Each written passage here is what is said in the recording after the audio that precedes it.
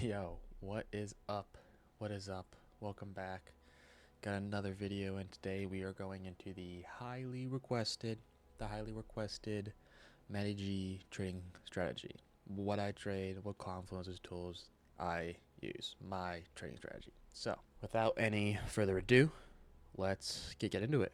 Alrighty. So, my trading strategy is basically three things, three main things. All right. Number one is fib retracements. Number two is fair value gaps, and number three is liquidity. All right. So my trading strategy is based around those three things. So I primarily trade. All right. I primarily trade ES and NQ. All right. I also like to trade Bitcoin. I trade gold and silver sometimes, right? And then I trade a little bit of stocks, all right? And so these, like the strategy I trade basically ties into everything, all right? You can use it, yeah, in day trading on the 4-hour time frame, on the 1-hour time frame. It doesn't matter. Anyways, so let's just pretend, all right? So for the day, we're going to trade ES. All right, we're going to trade the S&P 500 today. Okay, so first thing I'm going to do is every day I get on at 9 a.m., right? And I basically just zoom out and look at what the market's doing. Okay, so step one, zoom out, look at the high time frame, and determine your bias. So I zoom out and I see we're in a major uptrend. Okay, a major uptrend. All right, NQ is also in a major uptrend, right? So I'm looking for some kind of any of these pullbacks, right? I'm looking for longs higher. Okay, so if I zoom in a bit more, right, we see we are still bullish, right? And now we're actually anyways. And yeah, so I'm bullish for the day. So high time frame market structure, right? I'm looking for something, some kind of pullback, and then continuation up, right? So yeah, that's step one. All right, step two. All right, step two is I'm gonna look for some kind of high time frame fib retracement and support and resistance zone. Okay, so I'm gonna start. I'm gonna grab my lowest local low. Okay, so the lowest local low here is gonna be here. Okay, so I'm gonna look at all of the fibs that come from this, right? And so we are pretty low, right? But we do have a 786 fib that is tying with some kind of bounce and reversal zone, right? So if we highlight this, right, this is going to be one of our key levels for the day, right? And we are pulling fibs from the bottom to the top, right? Because we are looking for support zones. We're looking for bounce zones to go higher because our bias is bullish, right? We're in a bullish trend. And then I will go a little bit further, right? And I'll come to more of where we are right now, and I'll grab our most recent low, right? And I'll pull it to our most recent high, right? And I'll look for all of them at first. You can see here, we perfectly have tied in, right, our golden pocket with our 786. All right, so if we highlight the zone, right, this is a very strong bounce zone.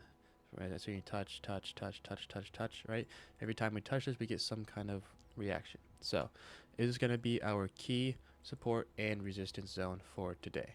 Okay, so that's number one. That's number two, sorry. All right, number three, all right, the third thing, all right, is you want to look for some kind of fair value gap tie-in with our key level. Okay, so I always start at the highest time frame, right? Daily we don't really have anything, right? 4 hour, 4 hour we don't have much either, right? Where we're forming what, right? But this has not formed yet. And then if we go to the hour, right? Well, there we go. We see that we have an unfilled 1 hour fair value gap. Okay, this is actually almost tying in perfectly with our support zones as well. So fair value gaps, right, are very important because basically the ones that have not been touched yet, right? This untapped high time frame fair value gap, right? This is where, all right, buyers and sellers are looking to offload their positions, right? This is a big liquidity pool, right? Since we left a gap in this price, like the market needs at some point to come and retest this unfilled gap, right? So this means that there's a bunch of orders sitting here, all right, that are waiting to come and get tested, all right?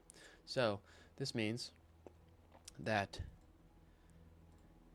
for example, right, we swung above this high, right? And this is all kind of tying into number 4, which is going to be liquidity, okay? Liquidity. So number 3, high time frame fair value gap, right, which we found, which ties in with our key level, right? And then number 4 is how does liquidity tie into our trade plan. So we see that before market open, right, we came and swing this high, right? So all these people who were long down here, right, their orders got filled up here, right? Take profit hit. And so now, right, the people that took their orders, the people that shorted here, right, are looking to offload their position somewhere, right? So we have these lows down here, right, which could be one option of where they want to offload, right? But we also have this untapped fair value gap and support zone that is kind of also acting as an area, right, and a potential place that we are going to bounce instead, because we are looking for the market to be bullish and not bearish for the day, right? So if the market's going to be bearish for the day, right, it's going to come disrespect our zone and then look for somewhere lower instead, right?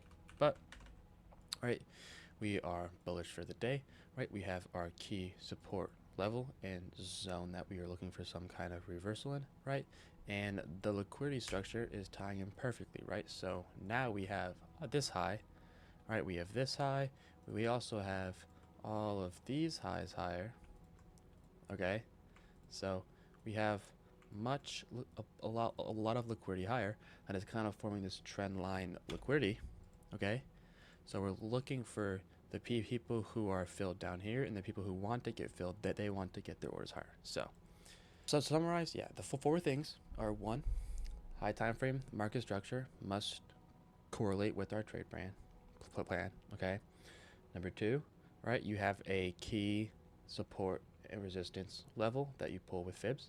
Number 4 is you have an untapped fair value gap that ties in with that key level, right?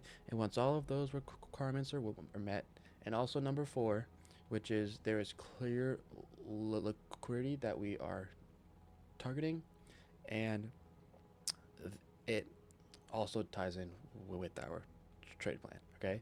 So we have clear liquidity higher, right? We also have invalidation liquidity lower in case we want to come down, right? So once all of those are checked off, all right, that's where we are looking for our trade. So my strategy is pretty simple, all right? Let's go through a test run of what would have happened today if I traded. All right, so market opens at 9:30.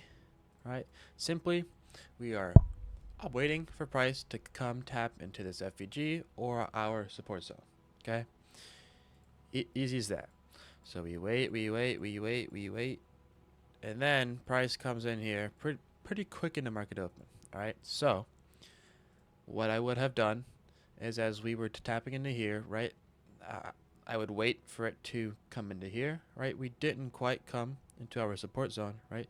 But we did sweep this low, right, and tap fully into this fair value gap. So entry number 1, I would have taken, if I caught it, all right, would be in this fair value gap somewhere, all right, because we're expecting a bounce out of this, right? Stop would go below our support zone, right? Our key fib level, right? And we would be looking for somewhere where these orders want to be offloaded, right? So, right, I see that we have actually something in our way of targeting these highs, right? So my strategy kind of goes both ways, right? Places I'm looking to enter and places I'm looking to, like, potentially take a trade in the opposite direction are going to be my like my like yeah, I'll take profits and stop losses. So I can kind of see that we have this again, this unfilled high time frame, the value gap here, right? It's unfilled 15, right? And it also ties in right with our golden pocket and 786 fibs, right? So it is a potentially short trade for me, right? So this is going to be my first TP zone, okay? So I would enter here when it touches my zone. If you miss this though, because the market is pretty quick sometimes and I don't always, I'll catch this entry, but I wait for a V-shape recovery confirmation. All right, a V-shape recovery is kind of the the thing I use to make sure we get a strong bounce off of this level. We want to continue higher, and what do we get? Boom, a V-shape recovery. Right, price bounces right back up after touching this zone. So I on the next candle, right, I'm looking for some small, just a good entry opportunity about halfway through this candle, right, and then targeting the exact same thing, right, putting my stops below the lows, right, and then targeting somewhere in our rejection zone, okay? So, all right, we get filled here, right, and then as we continue up, right, boom, we pump right through this rejection zone, right? I would have waited just a sec, right, to see if we do reject here, all right? And then you would have seen, boom, right? We get a big candle through here. As this is going up, right, I'm probably TPing somewhere in here, right? So this trade I'm closing about 80-90% here, right? Moving my stops to even, and then yeah, potentially letting it run higher to these other highs if we're going to be bullish. But just yeah, since this is a potential short trade for me, right, I want to be out of that, right? And then technically, right, you also could have taken just a reverse position, right? Put your stops up above the high, because if we break the high, we're going to be bullish, and we're gonna have this long that is still running, right? Pay us out, and then uncover our stop loss, right? So you could have hedged this, right? Back down to these lows to get filled, right? Technically, it does hit, right? But even crazier, right? If you just wait for price again to come tap into our support zone, we actually get a crazy bounce out of there, right? So if you just buy in our support zone somewhere, right? Stops is any close underneath it, okay? If you start closing underneath it, and then what would have happened if you took this long, right? You would have bottom ticked for that move higher that we are looking for, and eventually it actually does all pay, I imagine. Yeah, look at that, bang. So that would have been your swing, right, at your swing trade of the day, and that's just how I trade key levels and stuff, right? That is pretty much my strat, right? Draw out key levels, high chance reversal zones, right? Wait for a tap into that zone or a V-shaped recovery after that zone, and enter. So yeah, I guess that is pretty much it. All right, if you guys enjoyed, all right, comment down below. Let me know if you learned something. All right, try this out. Paper traded or something. I'm telling you, this shit's crazy. So yeah, this is how I trade. This is my strategy or edge, whatever you want to call it. And yeah, hope you guys enjoyed. Like and subscribe. Catch y'all in the next one. Peace.